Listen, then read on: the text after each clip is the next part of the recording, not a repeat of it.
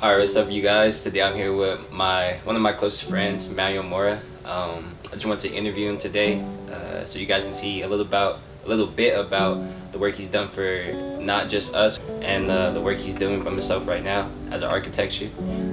So, man, we're gonna get started. Yeah, I appreciate you, brother. Of course. I appreciate the opportunity to be able to speak with you and share just what's been going on in my life and a lot of aspects of architecture. And there's a question that's being posed lately, and it's about what architects really do.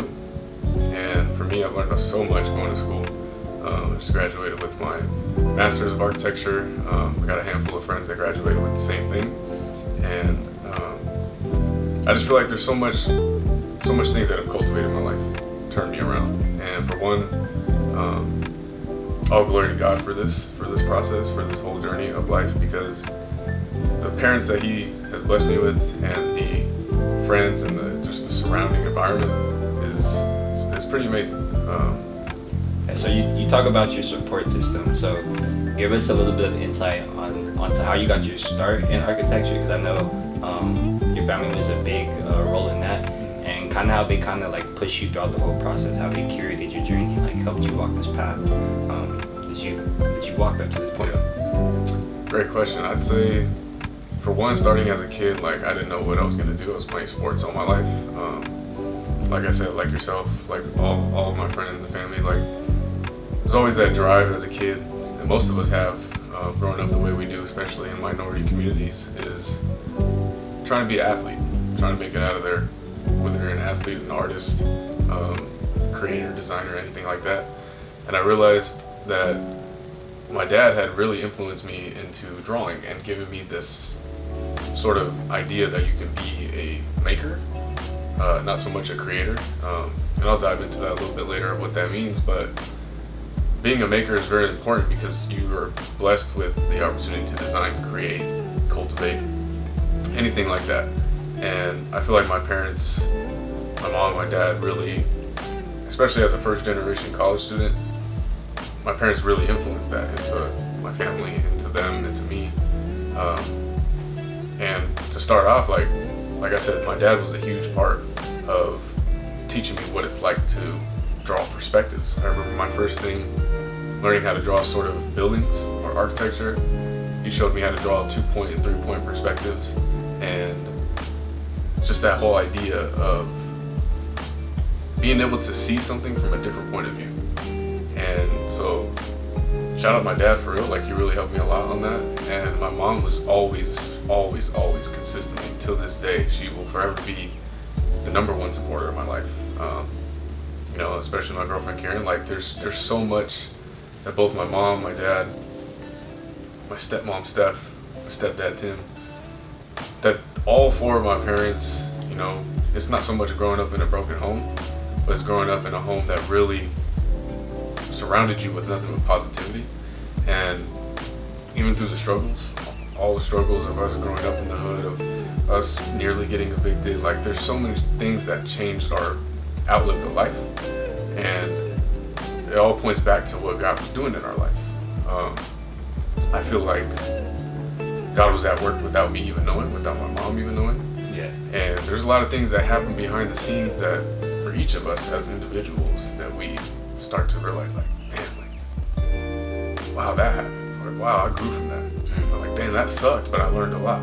Yeah. And that's what I continued to realize as I got into architecture is you will never know everything. You will never know, like I said, you will never know everything of architecture and what it means to be an architect. And I always get a question all the time. People are like, oh, so you're an architect? And it's kind of funny to me because I just graduated. And sometimes, like when you speak to somebody who just graduated college, you know they got to go get some sort of cert, license,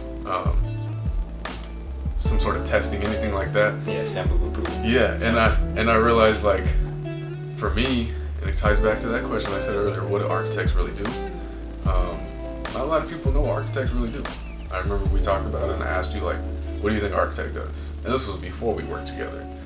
And I just feel like it's not just us drawing the pretty pictures, the renderings, 3D printing, it's not just us showcasing a portfolio. Right.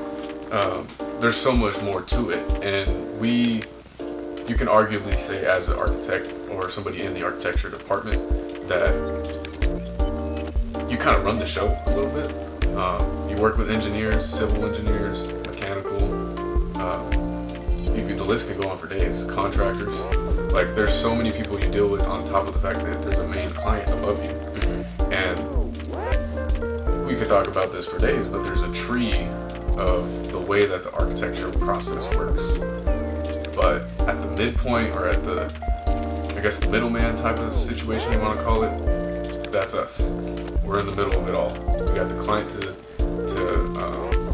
support us, but also for us to support his or hers decision on what project or building or site or land or street.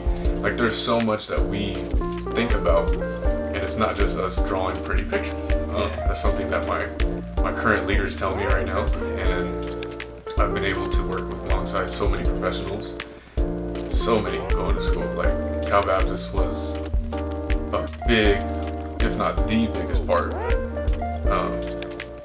of helping me cultivate this mindset of helping me grow into the man that maybe the Lord wants me to be, but also which form of work that He wants me to point towards, or at least get access towards. And for me, I've noticed that's been a huge part of my life is branded design, and it's just branded design is more than just designing a nice Louis Vuitton store or a Nike store, or in this case a FIL store.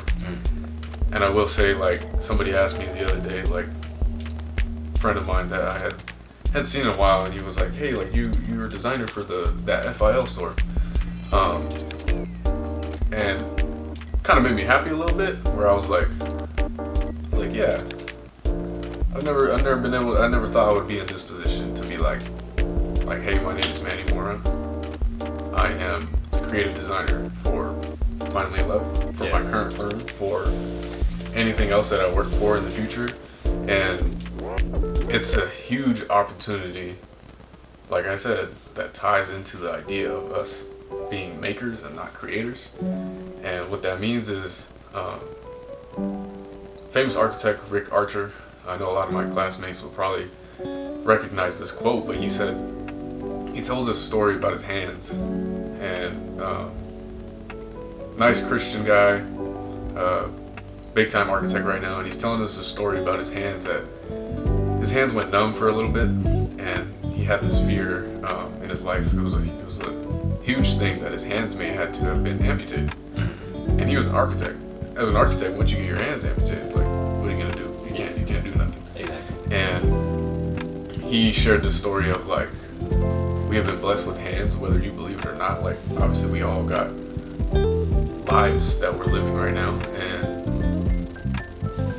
we are not so much creators, but we're makers, because we're given these hands to make spaces, to cultivate spaces, to make shirts, to make hats, to make TVs, anything you want to talk about. And I feel like that really stuck with me, because I feel like I'm not the one who created Finally Love like you and Curtis. I'm not the one who created the store, but I am the one that I feel like I've been used to make the store, to be a maker. Yeah, and then, I mean, for me, like, I think your role is, like, so significant because, like, conceptual wise, I could always think of, I guess, a Finally Love store or a Finally Love, like, concept, but you really, like, brought it to life in every aspect of, like, what it means to bring something to life. You've made 2 renditions of the store right now, and even your first rendition, I'm pretty sure you would, like, we kind of considered that one as the box store, kind of like the box, but even what you did in that work, I couldn't even, like, put it together in my own head. It was very impactful for me, I guess, as a creative, to see that and have it be something visual, have it be something, like, kind of so surreal that it's not something I'm just imagining, but something I could play on my phone, I could put up on the screen, and I can just look at and just kind of, like, understand, like, I could work towards that, I could work towards establishing that. And then when you decided to go a step further and detail a whole flagship about it. You took it to spaces and realms that I didn't even, like I said, I didn't even know possible. Like the way that you guys, I mean, just the discipline that you're in, like it just naturally enhances whatever we think is like possible. So even with you making Finally in Love a physical, or not yet, but hopefully physical, and even in that virtual rendition, it's just inspiring to me. It makes me want to do more as a creative. It makes me want to push myself further as a creative to make that a reality, to make that something not that I just see in my mind and not something that I'm just seeing in this world that you cultivated for me, but something I'm going to see in the physical world that we walk in like today. So that's very impactful. And that's kind of why I wanted to like you to be my very first interview, because it's like, again, you've taken a piece of my creative dream and like really brought it to life in a sense. So we do thank you for that, Curtis included. Like, it was very, very powerful for us to see those two examples and see them early. To be honest, like we've only been doing this for 2 years, so to see or to have somebody in the circle of my friends who's capable of like producing something like that is really powerful.